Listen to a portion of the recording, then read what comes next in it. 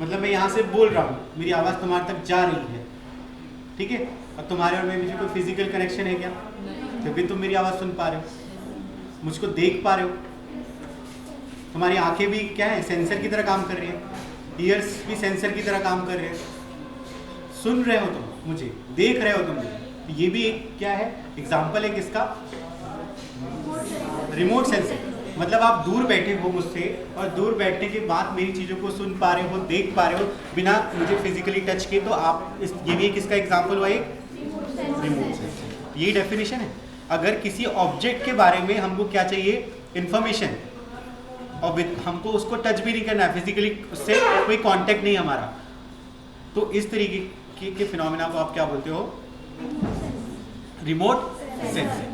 मतलब बेसिक एकदम सिंपल से अगर आप इसको समझो तो। बढ़े आगे।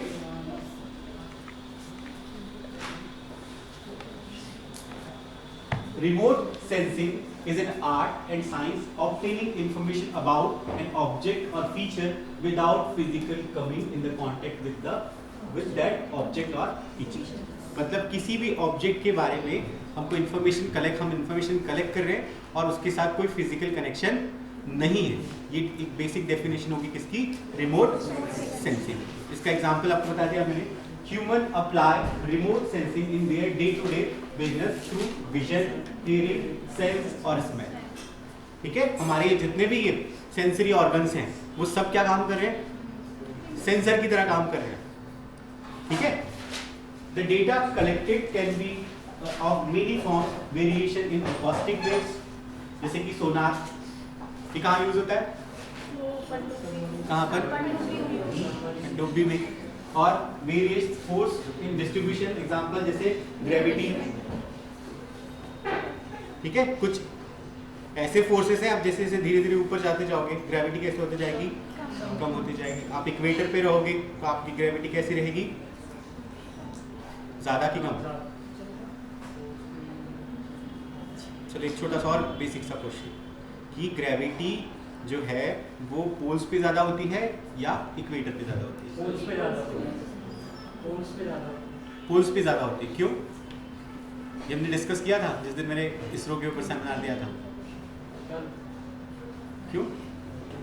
क्या कम है वहां पर? रेडियस कम है ना अर्थ का। Gravity is inversely proportional to radius of the earth. ठीक है, तो आप जब पोल्स पे जाते हैं तो वहां पर रेडियस कैसा है? कम है ना। तो वहां पर gravity is inversely proportional to radius, तो वहां ग्रेविटी बेसिकली वहां पर रेडियस कैसा है? ग्रेविटी कैसी होगी वहां पर? ज्यादा होगी। इनवर्सली प्रोपोर्शनल बोल रहा हूँ ना। और इक्वेटर पे आप देखो, जैसे हमारा जो स्टेशन था, लॉन्चिंग स्टेशन, वो कहाँ पर है? थुम्बा इक्वेटर बोलते हैं उसको, वो इक्वेटर के पास है। क्यों? क्योंकि वहाँ पर ग्रेविटी कैसी है? कम है। तो जो रॉकेट वहाँ से जब आप लॉन्च करोगे तो उसको एनर्जी कैसी लगेगी? कम कंपेरेटिवली। हाँ, तो ये वो भी एक फोर्स है, डिटेक्ट करते हैं हम लोग ग्रेविटी।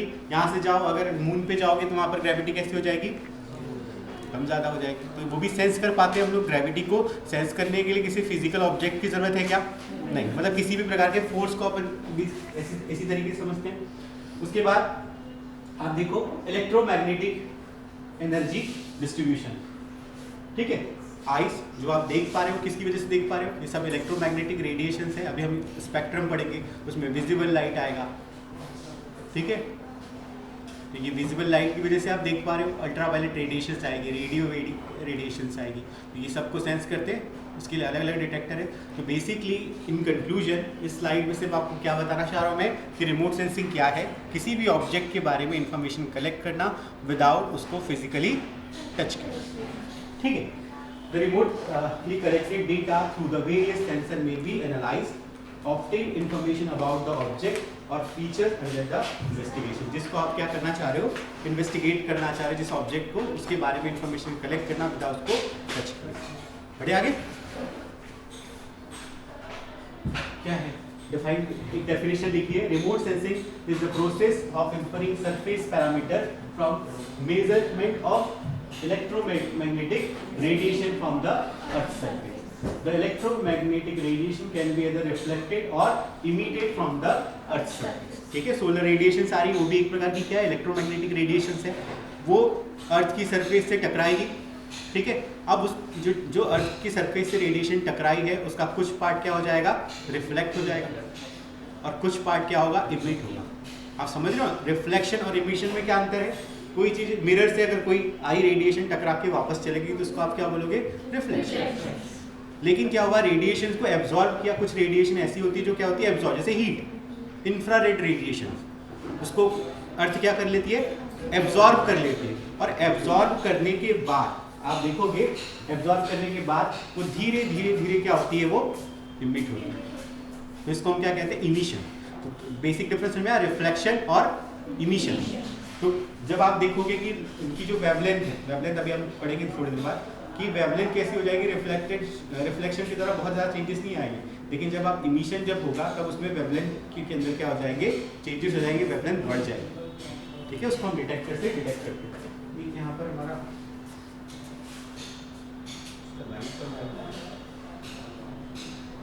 याद नहीं दिलाया।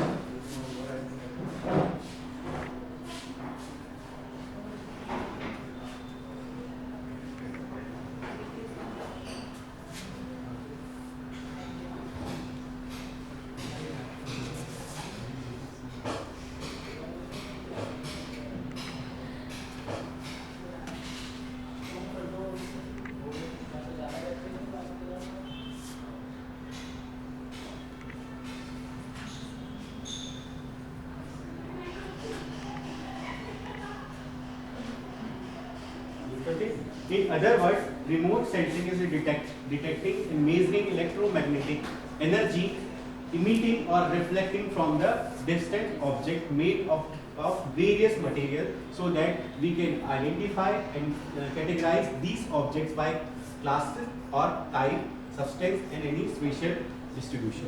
ठीक है, अब आप देखो अर्थ की सरफेस पे भी अगर आप देखो तो यहाँ अलग अलग तरीके के मटेरियल पड़े। अगर सैटेलाइट उसको डिटेक्ट करे तो कैसे डिटेक्ट कर रहा है, घर हैं, पेड़ हैं, सबकी जो रिफ्लेक्शन और इमिशन की जो प्रॉपर्टी वो कैसी है, अलग अलग। इन प्रॉपर्टी को डिफरेंशिएट करते हैं क्या, सेंसस डिफरेंशिएट करते हैं और इस हिसाब से उसकी इमेज या उसके बारे में डेटा कलेक्ट करते हैं। ठीक है, बढ़े आगे। एक बेसिक प्रोसेस क्या होता है, अगर आप पढ़ो रिमोट सेंसिंग का तो सन से क्या आ रही है, ऑलरेडी इलेक्ट्रोमैग्नेटिक रेडिएशन आ रही है। ये रेडिएशन सेकंड फेज में देखो एटमॉस्फेयर में इसका कुछ पार्ट क्या हो जाएगा, रिफ्लेक्ट हो रहा है। ठीक है, अब इसी हिसाब से कोई वेदर फोरकास्टिंग होती है। ठीक है, कुछ पार्ट एटमॉस्फेयर से रिफ्लेक्ट हो रहा है, कुछ आ रहा है अर्थ की सरफेस पे आ रहा है, कुछ यहाँ से रिफ्लेक्ट हो रहा है और कुछ इमिट हो रहा है। और इन जो ये सब जो रिफ्लेक्शन और इमिशन है उसको कौन डिटेक्ट कर रहा है, ऊपर बैठा हुआ सैटेलाइट। और ये सैटेलाइट इंफॉर्मेशन भेज रहा है अर्थ की सरफेस पे किसको, जो भी रिसीवर एंटीना है उसको, और ये जा रहे हैं कंप्यूटर में और कंप्यूटर उस चीज को एनालाइज करके क्या दे रहा है आपको, रिपोर्ट जनरेट करके दे रहा है। तो ये पूरा एक बेसिक प्रोसेस हुआ किसका, रिमोट सेंसिंग। ठीक है, रिमोट का मतलब ये पर्सन यहाँ पर बैठा हुआ है और किसी दूसरी जगह की इंफॉर्मेशन ये क्या कर रहा है, उसको मिल रही है, जिसको हम क्या बोल रहे हैं, रिमोट सेंसिंग। बढ़े आगे। नेक्स्ट है remote sensing provide a major means of observing large area at finer spatial and temporal frequency। Fine का मतलब क्या हुआ, स्पेशियल और टेम्पोरल का मतलब क्या हुआ, किसी पर्टिकुलर स्पेस के बारे में और किसी पर्टिकुलर टाइम पे वो आपको क्या दे रहा है, इन्फॉर्मेशन दे रहा है। अब ये चीज़ें मायने कब रखने लगती है, जैसे वेदर फोरकास्टिंग है तो टाइम टाइम पे वेदर क्या होगा, चेंज होते रहेगा। ठीक है, अभी 1 घंटे बाद आप देखोगे तब उसकी जो वेदर की कंडीशन है कैसी हो सकती है, चेंज हो सकती है। तो ये सब स्पेशल एंड टेम्पोरल जो इन्फॉर्मेशन है वो चेंज होते जा रही है धीरे धीरे।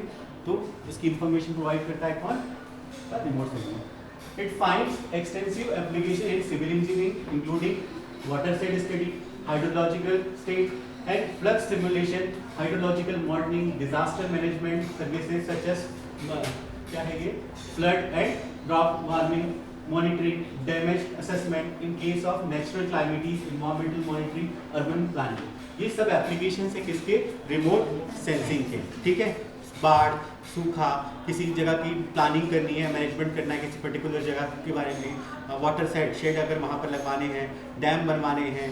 ठीक है, तो ये एक बायोडाइवर्सिटी की स्टडी करनी है, तो ये सब चीज़ों में क्या काम आता है हमको, रिमोट सेंसिंग। बड़े आगे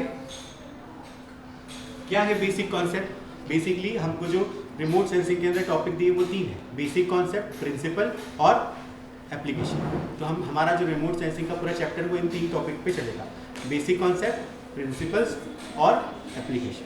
क्या है हमें बेसिक कॉन्सेप्ट में सबसे पहली चीज, रिमोट सेंसिंग किन रेडिएशंस के थ्रू करती है? Electromagnetic radiation. तो हमको सबसे पहले पढ़ना पड़ेगा इलेक्ट्रोमैग्नेटिक रेडिएशंस क्या होती है। एक लाइन में डेफिनेशन पढ़ते आ रहे हो आप हमेशा छोटी क्लासेस से। इलेक्ट्रोमैग्नेटिक एनर्जी और electromagnetic radiation is the energy propagated in the form of N interaction between electric and magnetic field. Electric और मैग्नेटिक फील्ड के इंटरेक्शन से जो रेडिएशन बनती है उनको हम क्या कहते हैं? इलेक्ट्रोमैग्नेटिक रेडिएशन कहते हैं। It travels with the velocity of light. इसकी जो स्पीड है वो कैसी होती है?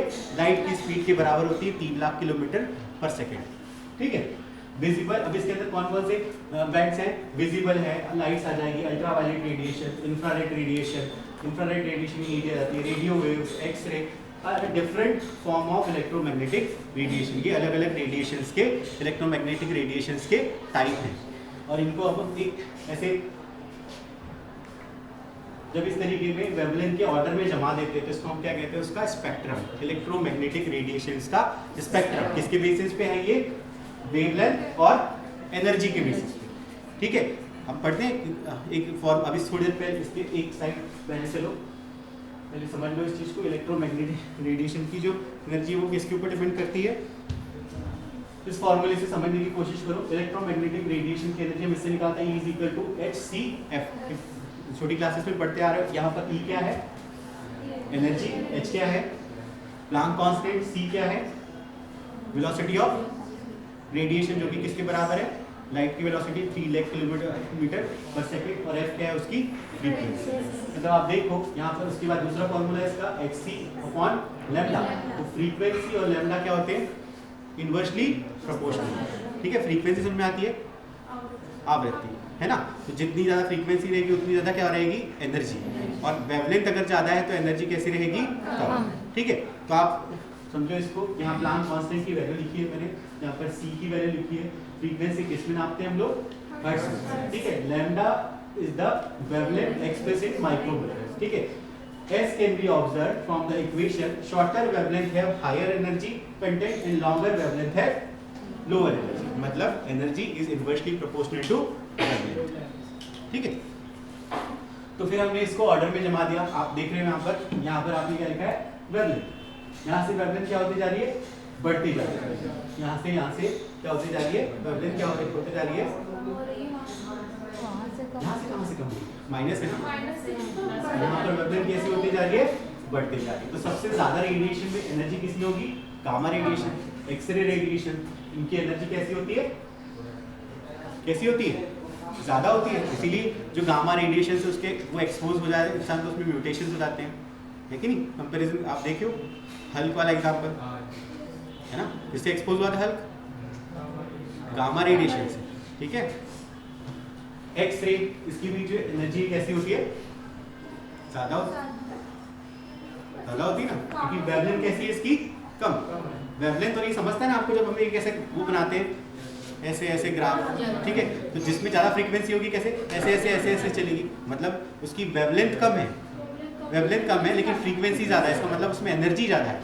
और वेवलेंथ ऐसे चल रही है तो उसको आप क्या बोलोगे? एनर्जी। ठीक है। बढ़े आगे।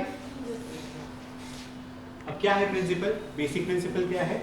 The different object reflect or emit different amount of energy in different bands of electromagnetic spectrum. ठीक है।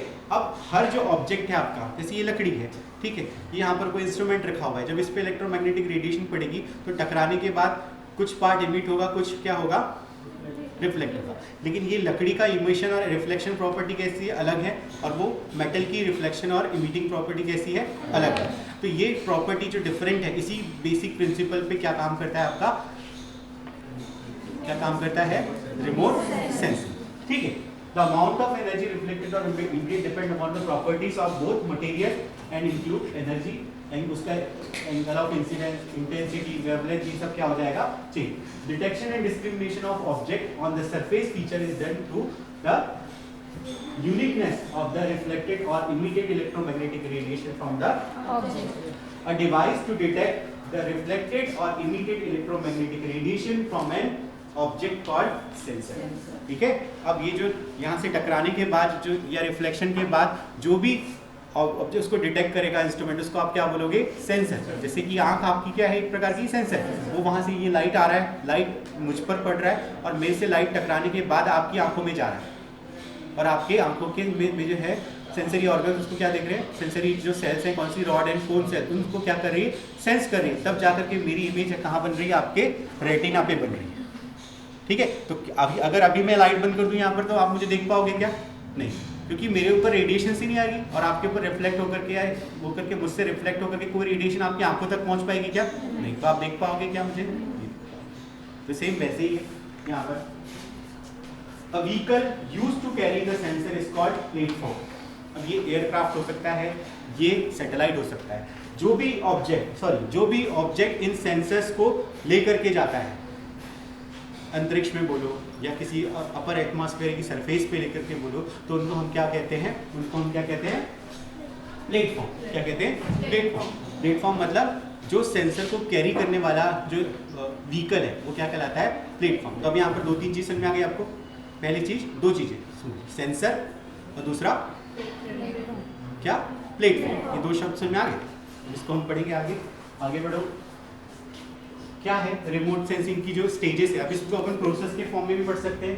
Emission of electromagnetic radiation, the sun और electromagnetic source located on the platform. देखो कभी आप देखोगे कि अब आप बोलोगे कि सर रात में कैसे सैटेलाइट काम करते होंगे जब तो सोलर रेडिएशन होती ही नहीं।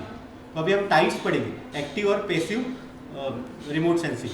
तो कुछ में क्या होगा कि जब सन एज अ सोर्स काम कर रहा है किसका? इलेक्ट्रोमैग्नेटिक रेडिएशन, तब वो उसको हम क्या बोलेंगे? Passive remote sensing. अभी आएगा वो टाइप्स में। लेकिन कभी क्या होगा, प्लेटफॉर्म के अंदर खुद के अंदर क्या लगा रहेगा? सोर्स ऑफ इलेक्ट्रोमैग्नेटिक रेडिएशन रहेगा, जो क्या करेगा?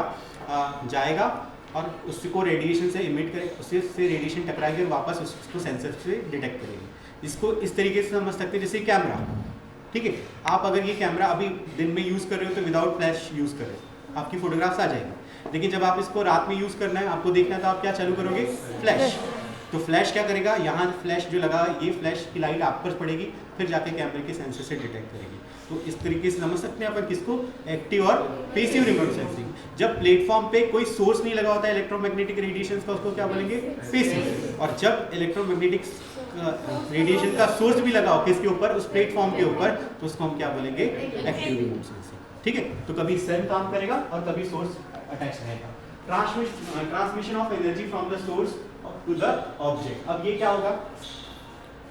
रेडिएशन, सोलर रेडिएशन भी आ रही है, ट्रांसमिशन, या प्लेटफॉर्म के ऊपर क्या लगा हुआ है? आपका सोर्स लगा हुआ है रेडिएशन का, तो उस प्रोसेस को क्या बोलोगे? Transmission of energy from the source to object. मतलब उस लाइट से मुझ तक ये रेडिएशन पहुंचने तक का जो प्रोसेस है वो क्या कहलाएगा? ट्रांसमिशन। ठीक है, फिर क्या होगा? अब जब रेडिएशन मुझ तक पहुंच गई तो उसको हम क्या बोलेंगे? Interaction of electromagnetic radiation with the object and subsequent reflection और इमिशन। अब उससे टकराने के बाद या इंटरेक्शन करने के बाद कुछ रेडिएशन इमिट होगी, कुछ क्या होगी? रिफ्लेक्ट होगी। ठीक है, अब उसके बाद जब कोई टकरा गई, transmission of energy from object to sensor. फिर उसके बाद टकराने के बाद सेंसर तक जाने की प्रोसेस, उसको क्या बोलेंगे? हीट ट्रांसमिशन कहलाएगी।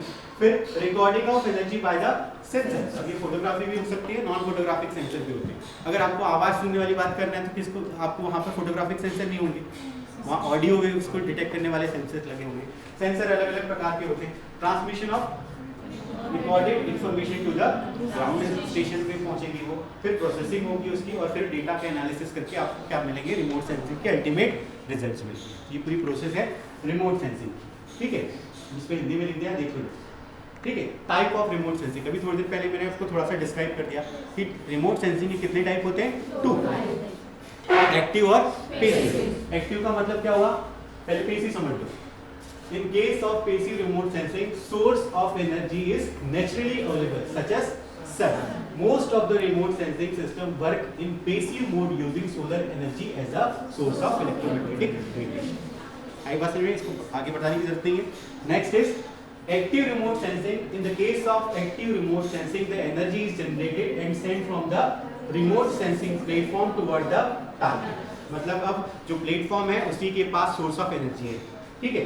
The energy reflected back from the target and recorded using sensor on board the remote sensing platform. Most of the microwaves remote sensing is done through active remote sensing. जो microwaves के through जो remote sensing होगी उसमें जो object जो platform रहता है उसी के ऊपर क्या लगा रहता है, माइक्रोवेव्स का सोर्स लगा रहता है। बढ़िया, आगे एग्जांपल है, डायग्राम ड्रॉ करोगे एग्जाम में, सोलर रेडिएशन आ रही है और उसको सेंसर डिटेक्ट कर रहा है तो आप क्या बोलोगे, इसको बेसिक प्रेशर। और जब सोर्स पल्स है, जैसे माइक्रोवेव पल्स जनरेट किया और फिर से वो रिटर्न बैक हो रही है और उसको सेंस कर रहा है, तो इसको आप क्या बोलोगे, आएगा सर। बढ़िया, आगे अब रिमोट सेंसिंग के प्लेटफॉर्म्स। प्लेटफॉर्म्स मतलब जो सेंसर या सोर्स इन दोनों को कैरी करेंगे, ठीक है। ग्राउंड लेवल से ऊपर जब कैरी करेंगे तो उनको हम क्या कहेंगे, प्लेटफॉर्म।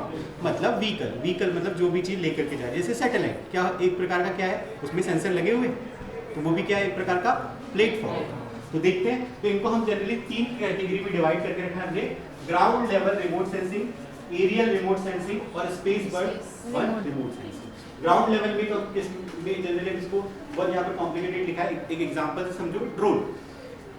हम जाते थे जब बायोडायवर्सिटी की स्टडी करने जाते थे तो ड्रोन लेकर के जाते थे, तो वो किस तरीके का है, ग्राउंड लेवल पे ऊपर 200-300 मीटर 400 मीटर तक या 1 किलोमीटर तक भी ऊपर वो जा सकता है मैक्सिमम अगर बात की जाए तो। वो भी लेकिन वो क्या है, अपर एटमॉस्फेरिक सरफेस पे नहीं है, नीचे ही, ठीक है। तो वो किसकी तरह काम कर रहा है, ग्राउंड लेवल रिमोट सेंसर है। मतलब उसमें जो कैमरा लगा है वो क्या है, एक प्रकार का सेंसर ही है, वो ऑब्जेक्ट को डिटेक्ट कर रहा है। तो उस तरीके की टेक्नोलॉजी किस में आ जाएगी, ground level. Ground level remote sensoring are very close to the ground, they are basically used to develop and calibrate sensor for different feature on the earth surface. Earth surface की study करने के लिए generally जो sensor use किए जाते हैं, remote sensing device, वो कहाँ पर लगे रहते हैं, ग्राउंड लेवल पे। फिर एरियल रिमोट सेंसिंग, अब इसमें भी 2 टाइप है, लो एल्टीट्यूड रिमोट सेंसिंग और हाई एल्टीट्यूड रिमोट सेंसिंग। मैं भी इसको एक डायग्राम से समझाऊंगा आपको, ठीक है। Space burn, space shuttle, polar orbital satellite, जियो स्टेशनरी सैटेलाइट, ये सब किसके अंदर आएंगे, आपके किसके अंदर आ जाएंगे सब, ये space burn remote sensing device, ठीक है। अब ये इसको डायग्रामेटिक समझो, इस चीज को डायग्रामेटिक समझो। देखो ये ग्राउंड लेवल पे है, 150 मीटर पे ये ड्रोन है, तो ये कौन सा है, ग्राउंड लेवल रिमोट सेंसिंग। अब आप देखो एरियल, लोअर एटमॉस्फेरिक सरफेस और हायर अपर एटमॉस्फेरिक सरफेस में आगे आपके जो जेट प्लेन्स हैं ये भी आ जाएंगे, एयरबोर्न सिंथेटिक एपरेटस रडार, इसका नाम, ये नाम आप याद रखना, एयरबोर्न सिंथेटिक एपरेटस रडार, ठीक है। हेलीकॉप्टर से आप सीधे एक कैमरा लेकर के बैठ करके आप रिकॉर्डिंग कर रहे हो, तो वो किसमें आ जाएगा, लोअर एटमॉस्फेरिक सरफेस। उसके बाद ऊपर अब चलिए इसके स्पेस बर्न में, सैटेलाइट, एयर शटल्स, ये सब किस कैटेगरी में आते हैं, थर्ड कैटेगरी, ठीक है। ये भी डायग्राम आप ड्रॉ करोगे, लेकिन आपको जरूरी नहीं कि एयरक्राफ्ट बनाना है, सिर्फ आपको उसके नाम लिख देना है। आपको 3 अलग अलग कैटेगरी में डिवाइड करोगे एग्जाम में, अगर फुल क्वेश्चन आता है बढ़िया। अब देखो हमने इसके पहले बात की थी क्या,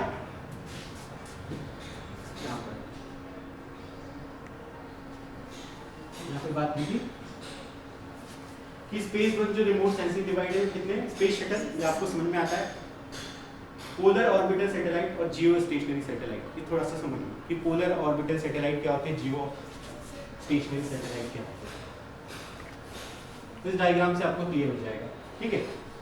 इसमें एक और दिया है सन सिंक्रोनस, वो भी एक प्रकार का पोलर है। पहले समझ लो जियो स्टेशनरी सैटेलाइट, ठीक है। जो भी इसका जो पाथ है वो कैसा है, इक्वेटर के पास, इक्वेटर मतलब भूमध्य रेखा।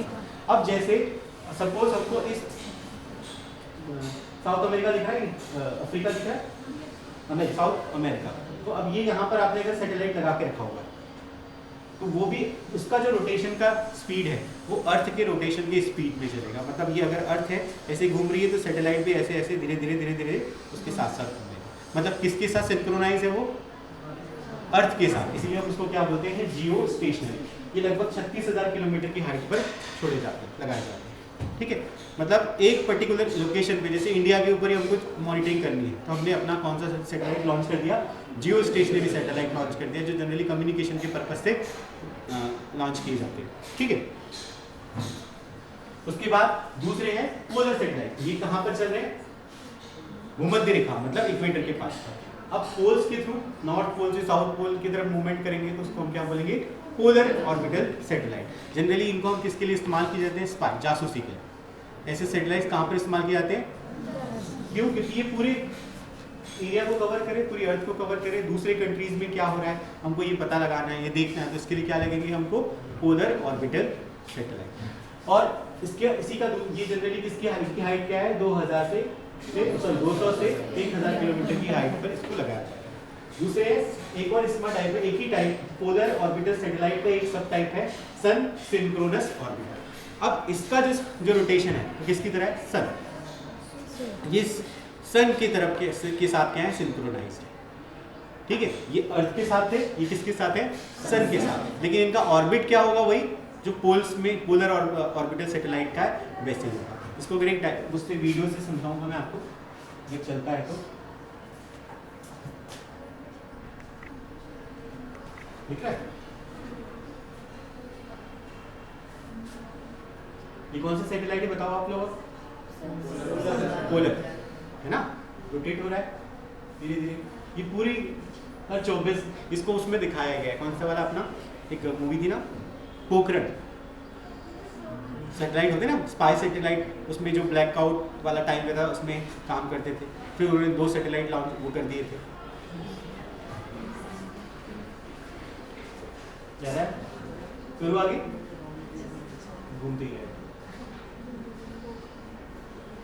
वो क्या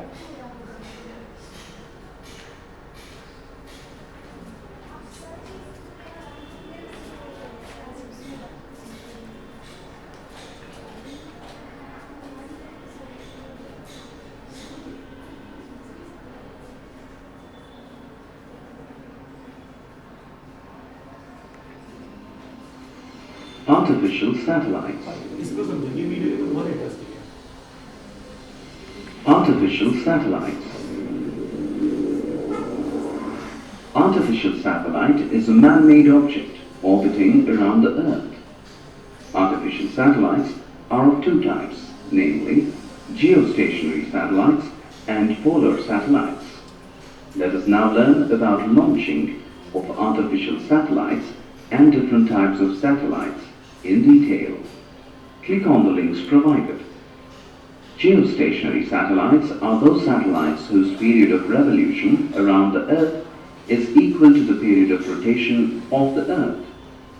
Geostationary satellites appear to be stationary as they revolve around the Earth from west to east. The period of revolution of the satellite is equal to the period of rotation of the Earth, and they revolve in the equatorial plane.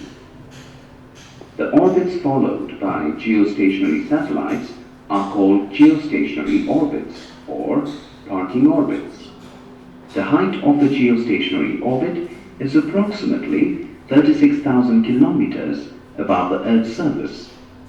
The orbital velocity of a geostationary satellite is nearly equal to 3.08 kilometers per second. Geostationary satellites are used for communication purposes.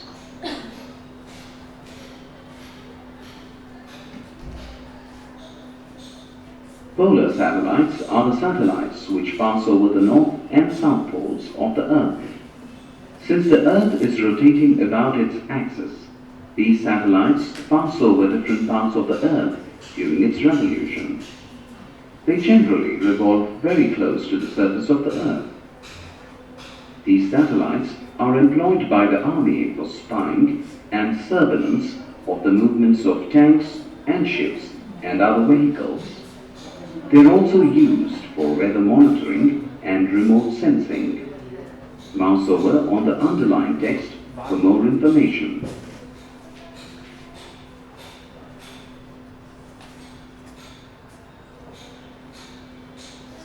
Launching of a satellite.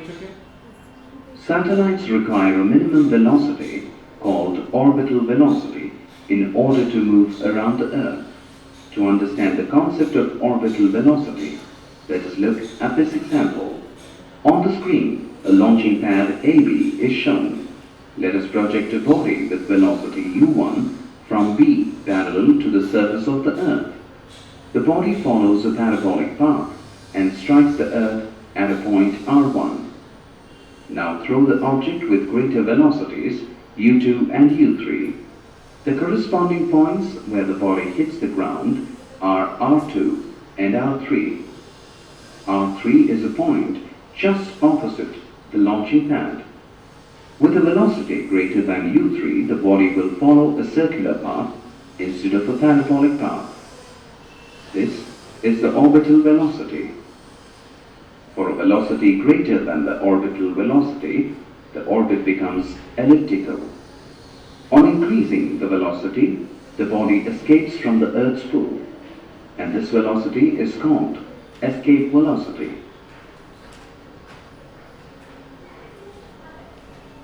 Okay, escape velocity से Let us try to impart orbital velocity to the satellite. The required orbital velocity is imparted by using a multi-stage rocket. Now let us understand the working of a three-stage rocket. At liftoff, the exhaust gases build up an upthrust that exceeds the rocket's weight. The force of the upthrust being greater than the weight of the rocket accelerates it in the upward direction. Initially, the rocket rises vertically and passes through the denser atmosphere in no time. After the first stage burns off and falls back to the Earth, the rocket gets tilted. Now the second stage burns and the rocket attains a higher velocity. Slowly, the second stage gets detached. The final stage of the rocket tilts the satellite in the horizontal direction and gives it a proper speed of 3.01 km per second to orbit around the Earth in a closed path.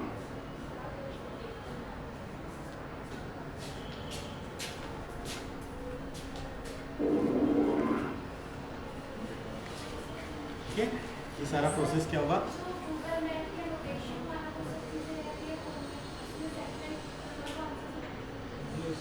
कौन से होंगे आप बताओ, कौन से होंगे? जियो station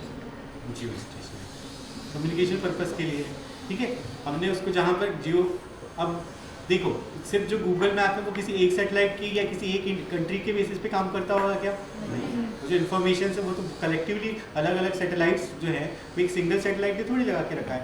अगर हमको पूरे अर्थ को कवर करना है तो जो जियो स्टेशनरी सेटेलाइट्स हैं वो सब 1, 2, 3, 4, 5, 6, 7, 8 ऐसे पूरे अर्थ के चारों तरफ होंगे, रोटेट हो रहे होंगे, जो इन्फॉर्मेशन वहाँ से लाइव लोकेशन जो दे रहे हैं, क्योंकि एक ही सेटेलाइट पूरा का पूरा सरफेस कवर कर सकता है कि एक तरफ से अदर साइड कौन कवर करेगा। तो हमने सीरीज ऑफ सेटेलाइट लॉन्च करते हैं, ऐसा थोड़ी इतना बड़ा रॉकेट हम लोग लॉन्च करेंगे तो एक सिंगल सेटेलाइट वहाँ पर लॉन्च करने जाएंगे। अभी पिछली बार हमने इंडिया ने अपनी कंट्री के मुश्किल से कम थे लेकिन अदर कंट्रीज़ के ज़्यादा थे, 216-217 कुछ सेटेलाइट एक साथ लॉन्च किए एक ही व्हीकल से, मतलब एक ही रॉकेट से। पता है तुम लोगों को बीच में ही अच्छा हमारे यहाँ कॉस्ट कैसा है सेटेलाइट लॉन्चिंग का? बहुत कम है अदर कंट्रीज़, तो अदर कंट्रीज़ भी हम लोगों से सेटेलाइट लॉन्च करवा रहे हैं, ठीक है। बढ़िया आगे हमने पढ़ लिया व्हीकल, अब दूसरा क्या है? सेंसर, ठीक है। अब सेंसर क्या चीज़ है? सेंसर क्या है? वो डिवाइस है जो इन्फॉर्मेशन के इलेक्ट्रोमैग्नेटिक रेडिएशंस को कलेक्ट करते हैं और उसको सिग्नल्स में कन्वर्ट करते हैं, ठीक है। At the present in the form of suitable for obtaining information about the object under object under investigation. Based upon the form of data output, the sensors are classified into photographic sensor और non photographic, ठीक है। अब किसी को अगर information photographic form में नहीं चाहिए, किस फॉर्म में चाहिए? जैसे माइक्रोवेव से, इंफ्रारेड रेडिएशन से। इंफ्रारेड के लिए भी बेसिकली सेंसर कैसे होते हैं? जैसे किसी की हीट को डिटेक्ट करना है तो वो भी फोटोग्राफिक ही सेंसर है उसी टाइप के, लेकिन वहाँ पर जो रेडिएशन से विजुअल रेडिएशन ना हो करके कौन से रेडिएशन से? इंफ्रारेड। रेडियो वेव्स को डिटेक्ट करने के लिए क्या चाहिए आपको? नॉन फोटोग्राफिक सेंसर रहेंगे। इसके अलावा आप देखो एक्सरेज को डिटेक्ट करने के लिए, और उसके बाद दूसरी एक और रेडिएशन से कौन सी, ये गामा रेस, इसमें नॉन फोटोग्राफिक सेंसर चाहिए। और तो अलग अलग टाइप की रेडिएशंस के लिए अलग अलग टाइप के क्या चाहिए होते हैं, सेंसर्स चाहिए। तो जिस चीज़ की ज़रूरत है हम उसको लगा देंगे। The photographic sensor camera recorded the image of the object and intense of the exposure, कितना इंटेंसिटी है उसकी exposure. On the other hand non photographic sensor obtain the image of the object in bit by bit. ठीक, आगे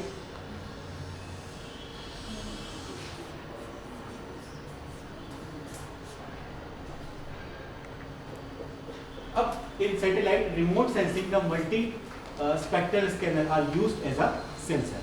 ठीक है, satellites में क्या use किए जाते हैं, मल्टी स्पेक्ट्रल सेंसर यूज किए जाते हैं। The sensor are designed to obtain image of the object while sweeping across the field of view. A sensor is usually made up of, ठीक है, reception system consisting of mirror and detector.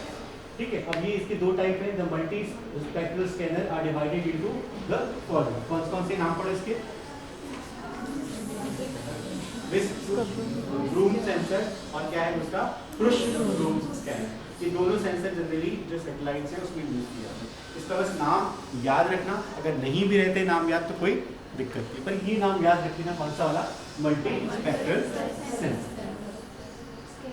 ठीक है, अब component of an ideal remote sensing system, ये already आप लोग पढ़ चुके हो, मैंने आपको डायग्राम दिखाया है। यूनिफॉर्म एनर्जी सोर्स जो क्या दे रहा है, रेडिएशन दे रहा है। ठीक है, तो ये वो टकरा रही है और उसको क्या डिटेक्ट कर रहे हैं, सेंसर्स डिटेक्ट कर रहे हैं। और ये सेंसर फिर अल्टीमेटली क्या है, कंप्यूटर्स पे जा रहे हैं और कंप्यूटर में जाने के बाद उसको डेटा एनालिसिस कर रहे हैं लोग बैठ करके। तो ये पूरा जनरली एक रिमोट सेंसिंग का जो पूरा प्रोसेस है वही इस डायग्राम में रिप्रेजेंट किया जाता है। नेक्स्ट दिख रहा है, अभी थोड़ी देर पहले जो क्वेश्चन पूछा गया था, इस तरीके की इमेजेस प्राप्त होती है। उसके बाद क्या है, एप्लीकेशंस, रिमोट सेंसिंग के जो मेजर एप्लीकेशंस है वो मैंने यहाँ पर लिखे हैं। Agriculture and land monitoring, crop area estimation, production and forecast. Agriculture, crop assessment and monitoring, सूखा प्रभावित क्षेत्रों का क्या डेटा कलेक्ट करना। Horticulture, crop area estimation and monitoring. ठीक है, क्रॉपिंग सिस्टम एनालिसिस, ठीक है, ग्लोबल क्रॉप प्रोग्राम। ठीक है, उसके बाद common area and water resource monitoring, soil mapping and monitoring. ठीक है, पेस्ट डिसीज डिटेक्शन, ये सब किसके अंदर आ रहे हैं, एग्रीकल्चर। क्योंकि पहला एप्लीकेशन क्या है इसका, agriculture. Forestry, weather, biodiversity assessment, ये जो मेजर एरियाज है जहाँ पर क्या यूज होता है, रिमोट सेंसिंग। इसके नोट्स मैंने आगे डाल दिए हैं, आगे की स्लाइड्स में आप देखना। इन्वायरमेंटल मॉनिटरिंग में क्या एप्लीकेशन है, एग्रीकल्चर में क्या है, अर्बन प्लानिंग में क्या है, नेचुरल रिसोर्स मैनेजमेंट में क्या एप्लीकेशन है इसकी। मैंने 8 एप्लीकेशन डाले। Disaster monitoring and management, conservation and ecology, ठीक है, वेदर फोरकास्टिंग, उसको डिटेल में आपके एग्जाम में लिखने के हिसाब से मैंने यहाँ पर मेजर एप्लीकेशन डाल दिए। तो इसी के साथ आपका क्या करना है, रिमोट सेंसिंग। छोटा सा टॉपिक था लेकिन इंटरेस्टिंग टॉपिक था, क्या, रिमोट सेंसिंग। ऐसे भी बायोलॉजी वालों के लिए रिमोट सेंसिंग थोड़ा सा क्या होता है, नया टॉपिक होता है। ठीक है, लेकिन जितना हमारे सिलेबस में है हमने क्या पढ़ा, रिमोट सेंसिंग क्या है, उसकी डेफिनेशंस क्या हैं, ठीक है, कितनी टाइप का रिमोट सेंसिंग होता है, बेसिक प्रिंसिपल क्या है, ठीक है, उसके कंपोनेंट्स क्या क्या होते हैं, प्रोसेस क्या है और एप्लीकेशन क्या होता है। तो कंक्लूड सफिशिएंट है इतना, ठीक है। और अच्छे से पढ़ लिया हमने, क्या पढ़ लिया, जियो स्टेशनरी सैटेलाइट को पढ़ लिया।